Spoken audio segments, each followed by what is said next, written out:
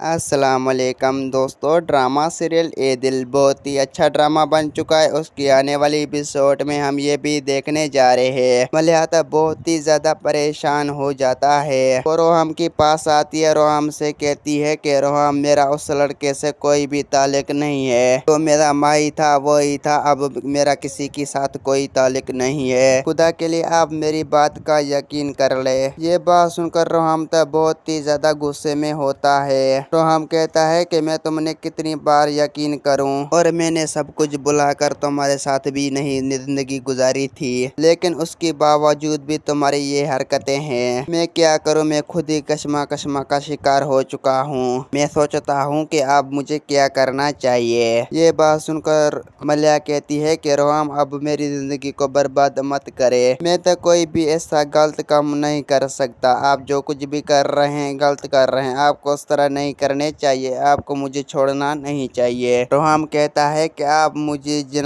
जनाजा निकाला है, अब मैं तुम्हारे साथ किसी कोई किस्म का ताल्लुक नहीं रखना चाहती। मैं तो तुम्हें हमेशा के लिए अपनी जिंदगी से निकाल देना चाहती हूँ। ये बात सुनकर मलिया तो बहुत ही ज्यादा परेशान हो जाता है। मलिया कहती है कि रोहम, आपको उस तरह नहीं करने चाहिए। आप मेरी जिंदगी को उस तरह तबाह और बर्बाद नहीं कर सकते। जो सब कुछ हो चुका है, इतना होने के बावजूद मैं आपको भी बता रही हूँ कि मेरा तो किसी के साथ कोई भी ताल्लुक नहीं है, वो तो बस मेरा मादी था। ये बात सुनकर रोहम तो बहुत ही ज्यादा गुस्से में होता है। और ऐसे ही उन लोगों की बातें चल रही थी कि रोहम की वालदा भी आ जाती है। रोहम की वालदा कहती है कि रोहम बेटा, क्या हुआ है? तुम मियाँ बीबी में अब ऐसे कौन सी बात हो गई तो तुम लोग मुंह फेरे बैठ रहे थे?